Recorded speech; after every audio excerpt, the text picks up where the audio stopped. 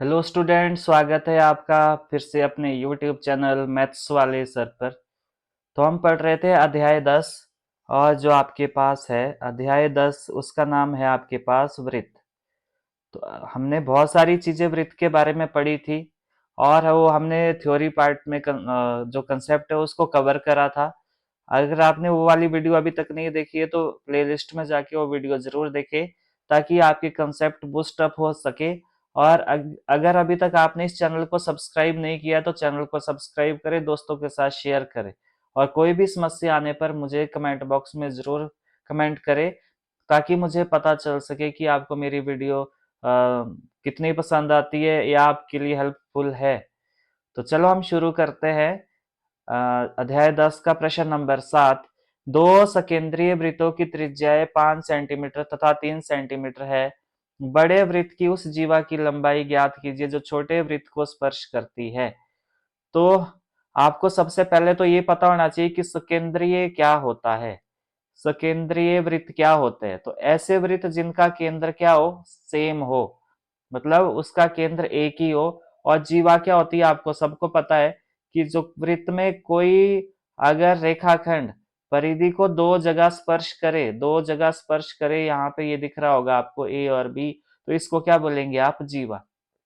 तो यहाँ पे इस क्वेश्चन पे आपने ध्यान देना है कि ये पी क्यू क्या है, आपके पास जीवा है और इसी की लंबाई आपने फाइंड आउट करनी है कि ये पी क्यू कितना लंबा है। और यहाँ पे ये 5 सेंटीमीटर और 3 सेंटीमीटर त्रिज्या है बड़े वृत्त और छोटे वृत्त की। तो आपको पता है कि ये जो ओ एम है ये आपके पास त्रिज्या है, तो और त्रिज्या क्या, ये पी क्यू क्या है, इस वृत्त के लिए, छोटे वृत्त के लिए स्पर्श रेखा है। तो आपने वहां सीखा था थ्योरी पार्ट में कि जो आपके पास त्रिज्या है वो स्पर्श रेखा के साथ 90 डिग्री का कोण बनाती है, यानी कि ये क्या होगा, आपके पास समकोण होगा। और समकोण होगा तो यहाँ पे दो भुजाएं अगर दी है इस त्रिभुज में, अगर मैं इस पी ओ एम की बात करूं त्रिभुज की, तो यहाँ पे दो भुजाएं दी है आपको। तो तीसरी भुजा फाइंड आउट करने के लिए आप क्या करोगे, पाइथागोरस प्रमेय का उपयोग करोगे। तो चलो देखते हैं। पहले आपको सिस्टमेटिक ढंग से लिखना पड़ेगा कि आपको दिया क्या है। पहले वो लिखोगे आपकी दिया क्या है। दिया है, क्या दिया है आपको, सकेंद्रीय वृत्त। आपको दिए है सकेंद्रीय वृत्त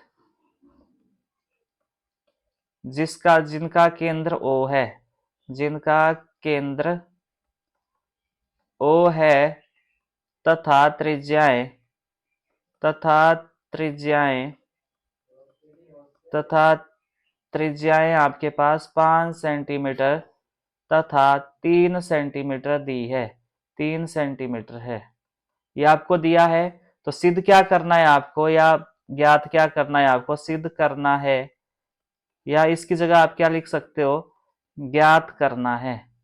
तो ज्ञात क्या करना है आपको, ज्ञात करना है, या ये लिख सकते हो आप, ये ज्ञात करना है आपको कि पी एम है, सॉरी पी क्यू है, जो पी क्यू की लंबाई।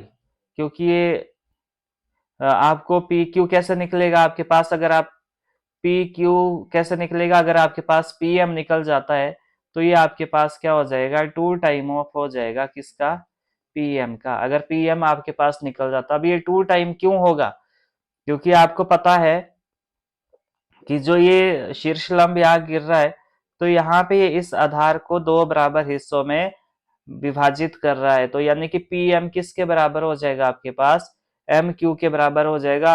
यानी कि क्यों होगा, क्योंकि आपके पास दो त्रिभुज बन रहे हैं, यहाँ ध्यान दो। एक तो त्रिभुज आपके पास कौन सा है, त्रिभुज ओ पी एम, और दूसरा कौन सा है, त्रिभुज ओ एम क्यू। अब ये दो त्रिभुज है आपके पास, तो इनमें अगर आप देख पा रहे हो कि ये आपस में क्या है, समरूप है। क्यों है ये समरूप, और साथ में सर्वांग सम भी है। क्यों है ये, क्योंकि देखो यहाँ पे ये वाली भुजा इसके बराबर है, मतलब ओपी भुजा किसके बराबर है, ओपी भुजा किसके बराबर है, ओ क्यू के बराबर। और यहाँ पे जो कोण ओ एम पी है वो किसके बराबर है, कोण ओ एम क्यू के। ओ एम क्यू और प्रत्येक कितने आपके पास 90 डिग्री, और ओ एम किसके बराबर है, ओ एम के बराबर है।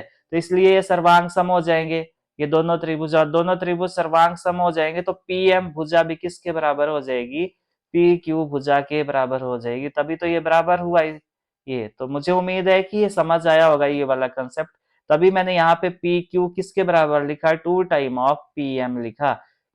तो ये मैं इरेज कर देता हूँ, ये आपने पिछली क्लासों में अच्छे से सीखा है। और हमने त्रिभुज वाले पार्ट में भी ये सीखा था कि दो त्रिभुज सर्वांग सम कैसे होंगे।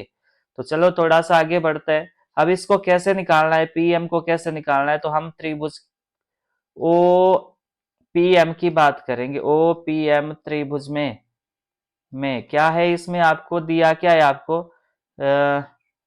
ओ एम आपको दिया है, क्या है ये, ओ एम लंब है। ओ एम क्या है, लंब है। और ये कितना है आपको दिया हुआ, 3 सेंटीमीटर। और ओपी, ओपी क्या है आपके पास, ओपी आपके पास कर्ण है, और ये कितना दिया है, ये दिया है आपको 5 सेंटीमीटर। तो निकालना क्या है आपने, निकालना है आपने पीएम। तो पीएम फाइंड आउट करना है। तो जब समकोण त्रिभुज है ये आपके पास O M P, O P M क्या है आपके पास, समकोण त्रिभुज है। तो समकोण त्रिभुज में तो हम पाइथागोरस प्रमेय का उपयोग करेंगे। तो यहाँ पे लिखना आपने पाइथागोरस प्रमेय का, प्रमेय द्वारा या प्रमेय का उपयोग करने पर। तो पाइथागोरस प्रमेय क्या है आपके पास, मुझे उम्मीद है कि आपको पाइथागोरस प्रमेय आता होगा। तो कर्ण का वर्ग जो है वो किसके बराबर होता है, आधार का वर्ग, आधार का वर्ग जमा लंब का वर्ग। तो यहाँ वैल्यू चिपका दो जो आपके पास दी है। तो कर्ण कितना दिया है आपको, ये दिया है आपको 5 का वर्ग, बराबर है आधार कितना दिया है, आधार आपको दिया है, ये फाइंड आउट करना है आपने, तो पीएम का वर्ग। और लंब कितना दिया है आपको, लंब दिया है 3 का वर्ग। तो मैं यहाँ इसको थोड़ा सा ऐसे कर लेता हूँ ताकि जगह हो जाए। तो 5 का स्क्वायर कितना होता है, 25, बराबर है पीएम का स्क्वायर एज इट इज रहने दो, 3 का स्क्वायर आपके पास 9 होता है। तो 9 इधर को आएगा और 9 इधर को आएगा, तो ये क्या बन जाएगा आपके पास, 25 माइनस 9 बराबर है पीएम का वर्ग। तो 25 माइनस 9 कितना होता है, 16 बराबर है पीएम का वर्ग। तो ये मैं इसको ऐसे लिख सकता हूँ, पीएम का वर्ग बराबर है 16। मैंने इसके पलड़े बदल दिए, मतलब इसकी साइड चेंज कर दी। और आपने यहाँ पे, यहाँ पीएम निकालना है, परंतु ये पीएम का वर्ग है। तो ये वर्ग बराबर से पार हो जाएगा, तो इसका बन जाएगा वर्गमूल। तो ये बन जाएगा वर्गमूल 16। और वर्गमूल 16 किसके बराबर होता है, 4 के बराबर। तो अतः आपके पास जब पीएम निकल गया तो पी क्यू क्या हो जाएगा, 2 टाइम ऑफ पीएम हो जाएगा, पीएम हो जाएगा। तो ये आएगा पी क्यू बराबर है 2 गुणा 4 सेंटीमीटर। तो पी क्यू कितना आ गया आपके पास, ये आया आपके पास 8 सेंटीमीटर। तो मुझे उम्मीद है कि ये आपको समझ आ गया होना। ये वाला कंसेप्ट मैं यहाँ बता देता हूँ आपको, ये वाला पी एम स्क्वायर बराबर है 16। तो इसको ध्यान दो, यहाँ पे पी एम वर्ग बराबर है 16। तो मैंने आपको बताया कि जो वर्गमूल, जो वर्ग है बराबर से पार हो जाएगा तो वर्गमूल बनेगा उसका। तो कैसे बनता है ये, तो इसके लिए आपके पास एक और तरीका भी है। या तो याद रखो कि वर्ग बराबर से पार हो जाएगा तो वर्गमूल बनेगा। दूसरा तरीका क्या है कि दोनों तरफ वर्गमूल ले लो। तो पी एम स्क्वायर के ऊपर अगर आप वर्गमूल लेंगे तो ये बनेगा, और 16 के ऊपर भी आप वर्गमूल लोगे तो दोनों साइड ये बैलेंस हो जाएगा अगर मैं दोनों साइड वर्गमूल लेता हूँ। तो आपने ऐसे नहीं करना है कि एक साइड को वर्गमूल लिया और बस हो गया काम। तो ऐसे नहीं, आपने जो भी ऑपरेशन लगाना वो बराबर लगाना है दोनों साइड। तो यहाँ पे वर्ग से वर्गमूल कैंसिल हो जाता है। कैसे हो जाता है वर्ग से वर्गमूल कैंसिल, क्योंकि पी एम का जैसे वर्ग है ना, तो यहाँ पे आपके पास जो वर्गमूल का मतलब होता है पावर 1/2। तो ये 2 से 2 कैंसिल हो गया, तो इस वजह से ये कैंसिल हो जाता है। और 16 का वर्गमूल हुआ आपके पास कितना, 4। तो मुझे उम्मीद है कि ये क्वेश्चन भी आपको समझ आया होगा। कोई भी डाउट अगर आपको लगता है, इसमें कोई भी कंसेप्ट आपको समझ नहीं आ रहा है, तो मुझे जरूर पूछे ताकि मुझे फीडबैक भी मिल सके और मैं आपकी समस्याओं का समाधान भी कर सकूं। तो चलो नेक्स्ट क्वेश्चन पे मूव करते हैं। तो नेक्स्ट क्वेश्चन है आपके पास ये वाला। तो यहाँ पे एक वृत्त के परिगत एक चतुर्भुज एबीसीडी खींचा गया है। तो सिद्ध कीजिए, क्या सिद्ध करना है आपको दिया है। तो यहाँ पे कौन सा कंसेप्ट लगेगा, तो यहाँ ध्यान देना है आपने। ये वृत्त के बाहर कोई बिंदु डी है, सी भी है, और बी भी और ए भी है। तो आपको ये पता है कि वृत्त के बाहर किसी बिंदु से वृत्त पर खींची गई स्पर्श रेखाओं की लंबाई आपके पास बराबर होती है। तो डी से अगर स्पर्श रेखा खींचोगे तो डी आर और डी एस की जो वैल्यू है वो सेम रहेगी। इसी तरह सी आर और सी क्यू की वैल्यू क्या होगी, सेम होगी। इसी तरह बी से अगर स्पर्श रेखा खींचते हो आप तो बी क्यू और बीपी की लंबाई भी सेम होगी। ए से खींचोगे तो ए एस और एपी की लंबाई भी आपके पास बराबर होगी। तो ये कंसेप्ट हमने थ्योरी वाले पार्ट में सीखा था। तो चलो आगे बढ़ते हैं हम कैसे हल करेंगे इसको। तो यहाँ पे हल करेंगे तो आपको पहले क्या लिखना होता है, दिया है। तो क्या दिया है आपको वो लिख लो पहले। दिया है नंबर 1 पे एक वृत्त जिसका केंद्र ओ है, और एक दिया है आपको एक चतुर्भुज ए बी सी डी। तो ये किसके वृत्त के परिगत दिया हुआ, ये वृत्त के परिगत दिया हुआ। इसका मतलब है कि इसके चारों तरफ है ये आपके पास। तो सिद्ध क्या करना है आपको, तो सिद्ध करना है, लिख दो क्या करना है आपको। सिद्ध करना है आपको A B plus C D किसके बराबर हो जाएगा, A D plus B C के बराबर। ये सिद्ध करना है आपको। तो यहाँ पे हम प्रमाण करेंगे, जब इसको हल करेंगे प्रमाण, तो यहाँ पे कौन सा कंसेप्ट लगेगा, तो आपने लिख लेना है वृत्त के बाहर किसी बिंदु से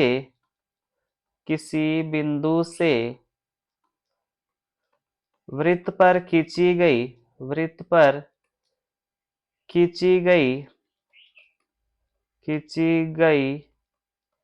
स्पर्श रेखाओं की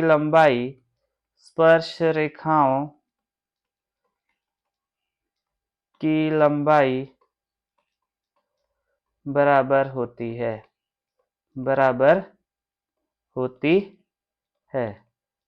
तो आपने ये लिख लेना है और इसी कंसेप्ट का उपयोग करके आपने इसको हल करना है। अब वृत्त के बाहर बिंदु बी को देखो, बी से कौन सी स्पर्श रेखा है आपके पास, बीपी व बी क्यू दो बराबर स्पर्श रेखाएं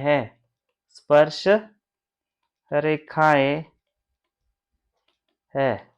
तो ये दो बराबर स्पर्श रेखाएं आपके पास। इसका मतलब क्या हुआ, बीपी किसके बराबर हो जाएगा, बी क्यू के। तो ये आएगा आपके पास नंबर 1। तो इसी तरह यहाँ पे लिखना है आपने, इसी तरह आपके पास जो एपी है वो किसके बराबर हो जाएगा, एपी देखो वहां पे एपी किसके बराबर है, एपी ये ए एस के बराबर है। तो ये बन गई आपके पास समीकरण 2। इसी तरह आपके पास जो सी आर है वो किसके बराबर है, सी क्यू के बराबर है। और इसी तरह आपके पास जो डी आर है वो किसके बराबर है, डी एस के बराबर है। ये आ गया 3 और ये आ गया 4। तो अब आपने क्या करना है, समीकरण 3 व 4 को जो समीकरण 1 2 3 व 4 को जोड़ने पर, इनको जोड़ देना है आपने। लेफ्ट हैंड की साइड को जोड़नी है और राइट हैंड साइड को जोड़नी है। तो पहला क्या है आपके पास, बीपी, और ये आपके पास पी है ना।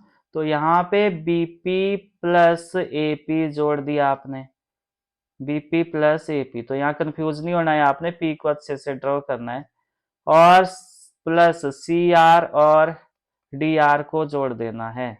और इसी तरह पाली साइड बी क्यू को आपने किसके साथ जोड़ना है, सी क्यू के साथ जोड़ना है। क्यों जोड़ना है बी क्यू को सी क्यू के साथ, तो यहाँ पे देखो बी क्यू और क्यू सी को इसलिए जोड़ा क्योंकि ये मिलके क्या हो जाएगा, बी सी हो जाएगा। और आपने ए एस को किसके साथ जोड़ना है, इसको जोड़ना है आपने डी एस के साथ। अब बीपी प्लस एपी क्या हुआ आपके पास, ए बी, इसको ये क्या हुआ जुड़ के, यहाँ पे देखो आप इसमें एपी और बीपी ये जुड़ के क्या हुआ, ए बी हुआ। और C R plus D R हुआ आपके पास सी डी। और बी क्यू और सी क्यू हो गया आपके पास बी सी, और ए एस और डी एस हो गया आपके पास ए डी। तो इसको इस रूप में लाने के लिए यहाँ पे, तो यहाँ पे थोड़ा सा इसमें चेंज कर दो, A B plus C D किसके बराबर हो जाएगा, A D plus B C के बराबर हो जाएगा। तो जमा में आपको पता है कि कोई फर्क नहीं पड़ता, 2 जमा 3 करो या आप 3 जमा 2 करो, आंसर आपको सेम मिलेगा। तो यहाँ पे ये वाला क्वेश्चन भी आपको सिद्ध होता है।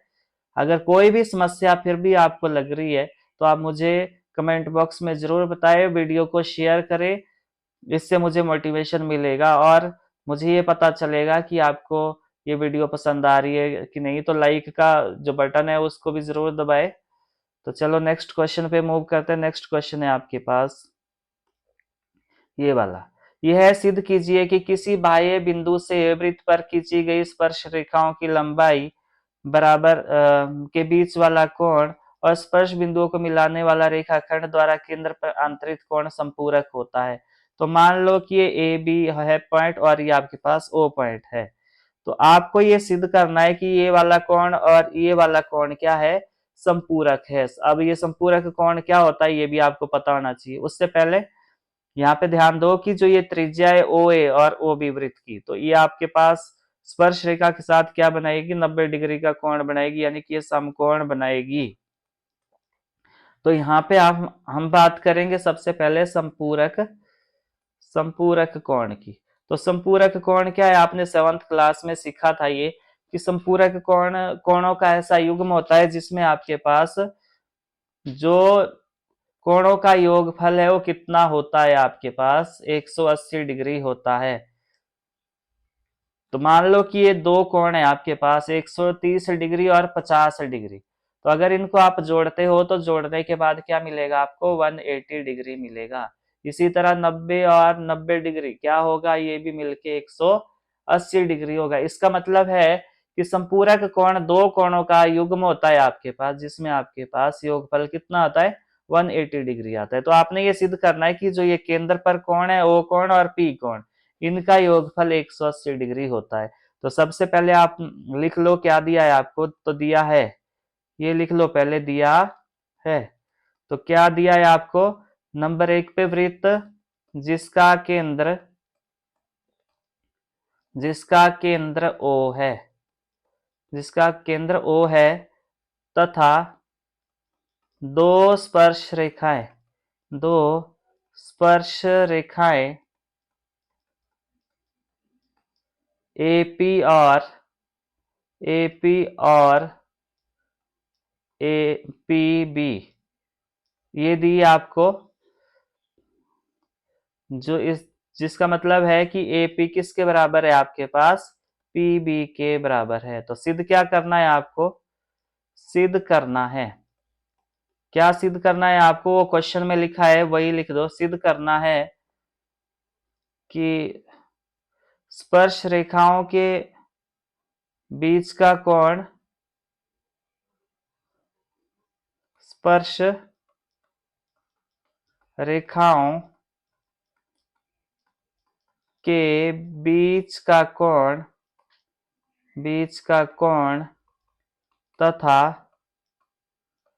तथा स्पर्श बिंदुओं को मिलाने वाला रेखाखंड तथा केंद्र पर आंतरिक कोण संपूरक होता है। अब ये मतलब क्या हुआ इसका, संपूरक होता है, इसका मतलब है कि आपको कोण ए ओ बी प्लस कोण ए पी बी बराबर किसके सिद्ध करना है आपको, 180 डिग्री के बराबर सिद्ध करना है। तो चलो यहाँ पे इतना बड़ा कुछ है नहीं रूल्स, परंतु यहाँ पे आपको पिछली क्लास का कंसेप्ट यूज करना पड़ेगा। ये चतुर्भुज है आपके पास, तो कौन सा है चतुर्भुज, चतुर्भुज ओ ए पी बी में, इसमें क्या है आपके पास, चतुर्भुज ओ ए पी बी में है। इसमें क्या है आपके पास, आपको ये तो पता है कि 90 डिग्री का कोण बनाएगी त्रिज्या स्पर्श रेखा के साथ।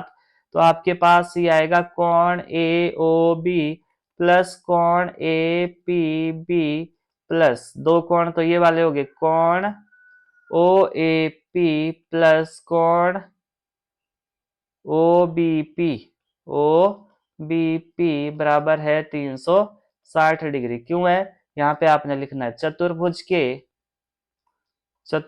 के आंतरिक कोणों का योगफल, आंतरिक कोणों का योगफल, कोणों का योगफल 360 डिग्री होता है। ये लिख दिया आपने। अब आपको पता है कि ए ओ बी आपको पता करना है, ए पी बी भी आपको पता करना है, परंतु ओ ए पी ये 90 डिग्री है आपके पास, और ओ बी पी ये भी 90 डिग्री है, बराबर है 360 डिग्री। तो ये आपके पास ए ओ बी आ गया प्लस ए पी बी आ गया प्लस 180 डिग्री आ गया, बराबर है 360 डिग्री। तो ये पार को ले जाओ 180 degree, A O B plus A P B बराबर हो जाएगा 360 डिग्री माइनस 180 डिग्री। तो ये आएगा आपके पास A O B plus A P B बराबर है 180 डिग्री। यही तो आपको सिद्ध करना था। ये इन दोनों कोणों का योगफल आपको क्या सिद्ध करना था? ये करना था आपको 180 डिग्री, और जो कि क्या है आपके पास? संपूरक है, संपूरक, और लास्ट में लिखोगे आप सिद्ध हुआ। लास्ट में क्या लिखो? सिद्ध हुआ। तो मुझे उम्मीद है कि ये भी समझ आया होगा आपको। तो चलो नेक्स्ट क्वेश्चन पे मूव करते हैं। नेक्स्ट क्वेश्चन है आपके पास क्वेश्चन नंबर 11। सिद्ध कीजिए कि किसी वृत्त के परिगत समांतर चतुर्भुज समचतुर्भुज होता है। तो ये समांतर चतुर्भुज दिया है आपको, तो आपको ये सिद्ध करना है कि ये क्या है आपके पास? एक समचतुर्भुज है। तो आपको पता होगा कि समांतर चतुर्भुज क्या होता है, समांतर चतुर्भुज क्या होता है ये भी आपको पता होगा। समांतर चतुर्भुज क्या होता है और आपके पास समचतुर्भुज क्या होता है, ये आपको पता होगा। अगर नहीं पता है तो मुझे जरूर बताएं ताकि मैं आपको समझा सकूं ये दोनों चीजें क्या है। तो ये समांतर चतुर्भुज और समचतुर्भुज, जैसे कि नाम से पता चल रहा है, समांतर का मतलब है कि उसकी भुजाएं जो होगी वो आमने सामने की, वो कैसी होगी? समांतर होगी। और समचतुर्भुज में सारी भुजाएं समान होगी। तो चलो ये सिद्ध करना है आपको। तो पहले आपको दिया क्या है वो लिखना है आपने। तो इसमें भी वैसा ही कंसेप्ट यूज होगा जैसे कि आपके पास क्वेश्चन नंबर 8 में हुआ था। दिया क्या है आपको? दिया है A B C D, A B C D एक समांतर चतुर्भुज। क्या दिया? ये ए बी सी डी एक समांतर, ए बी सी डी एक समांतर चतुर्भुज, और साथ में दिया है आपको वृत्त, वृत्त जिसका केंद्र ओ है, ये दिया है आपको। तो सिद्ध क्या करना है आपको? सिद्ध करना है, यहाँ पे आपको सिद्ध करना है कि जो ए बी सी डी है वो एक समचतुर्भुज है। ए बी सी डी एक समचतुर्भुज है, ये सिद्ध करना है आप। ए बी सी डी एक समचतुर्भुज है, ये सिद्ध करना है आपको। तो यहाँ पे कौन सा कंसेप्ट लगेगा? यहाँ पे ध्यान दो, ये ए बिंदु जो है और डी बिंदु है और सी बिंदु है और बी बिंदु है, ये वृत्त के बाहर कोई बिंदु है और इससे स्पर्श रेखाएं खींची गई है, तो ये स्पर्श रेखाओं की लंबाई बराबर होती है। तो यहाँ पे यही कंसेप्ट लगेगा। तो प्रमाण में लिख दो, वृत्त के बाहर, वृत्त के बाहर किसी बिंदु से, किसी बिंदु से वृत्त पर खींची गई, वृत्त पर खींची गई, खींची गई स्पर्श रेखाओं की लंबाई, स्पर्श रेखाओं की लंबाई बराबर होती है। ये कंसेप्ट आपने लगाना है यहाँ पे। तो यहाँ से हम बात, यहाँ पे हम बात करेंगे लंबाई बराबर होती है, तो यहाँ पे हम बात करेंगे कि जो बी बिंदु से, बिंदु बी से बीई व बीएफ दो बराबर स्पर्श रेखाएं है। स्पर्श रेखाएं है इसका मतलब जो बीई है वो किसके बराबर हो जाएगा? बीई हो जाएगा आपके पास बीएफ के बराबर। इसको नाम दे दो समीकरण 1। इसी तरह लिख दो कि जो आपके पास एई है वो किसके बराबर हो जाएगा? ए एच के बराबर हो जाएगा। इसको नाम दे दो समीकरण 2। और इसी तरह सी जी किसके बराबर हो जाएगा? सी एफ के बराबर हो जाएगा। इसको नाम दे दो 3। और इसी तरह आपके पास डी जी किसके बराबर हो जाएगा? ये हो जाएगा आपके पास डी एच के बराबर। तो इसको नाम दे दो समीकरण 4। अब क्या करना है आपने? समीकरण 1, 2, 3 व 4 को जोड़ने पर, इसको जोड़ देना है आपने। जोड़ने पर तो क्या मिला आपको? यहाँ पे जोड़ दो इसको। तो आपको मिला जो बीई है वो किसके साथ जोड़ दो? बीई को जोड़ दो एई के साथ। और इसी तरह सीजी को जोड़ दो, सीजी को जोड़ दो डीजी के साथ। और बराबर से पार को क्या जोड़ दो? बीएफ को जोड़ दो सीएफ के साथ। सीएफ के साथ जोड़ दो और एएच को जोड़ दो डीएच के साथ। ये जोड़ दिया। तो अब आप बीई और एई को जोड़ के कितना मिला? बीई देखो यहाँ पे बीई और एई जोड़ के क्या मिला? A B. और इसी तरह सीजी और डीजी, सीजी और डीजी क्या मिला जोड़ के? सीडी मिला आपको प्लस सीडी। और बराबर में लिखो यहाँ पे बराबर ए बी एफ और सी एफ, बी एफ और सी एफ मिला बीसी के बराबर। और आगे क्या है आपके पास? सीजी और डीजी जोड़ के मिला, सीजी और डीजी मिला जोड़ के सीडी। तो ये बन गई, सॉरी यहाँ पे ये मैंने ऊपर वाला पढ़ लिया। ये A H plus D H, A H और डी एच मिला ए डी। ए एच और एच डी या डी एच क्या मिला आपको? ए डी मिला। तो ये बन गई आपके पास समीकरण, क्या मिली आपको? समीकरण 5। तो नेक्स्ट पेज पे करता हूं मैं इसको। तो नेक्स्ट पेज पे क्या मिला था आपको? जो ये मिला था आपको A B plus C D किसके बराबर मिला था? B C plus A D के बराबर मिला था। जो ये कौन सी समीकरण थी आपके पास? ये थी आपके पास समीकरण कौन सी? 5। हाँ जी 5 थी। परंतु आपको दिया है, परंतु आपको क्या दिया है? परंतु ए बी सी डी एक समांतर चतुर्भुज है, एक समांतर चतुर्भुज है।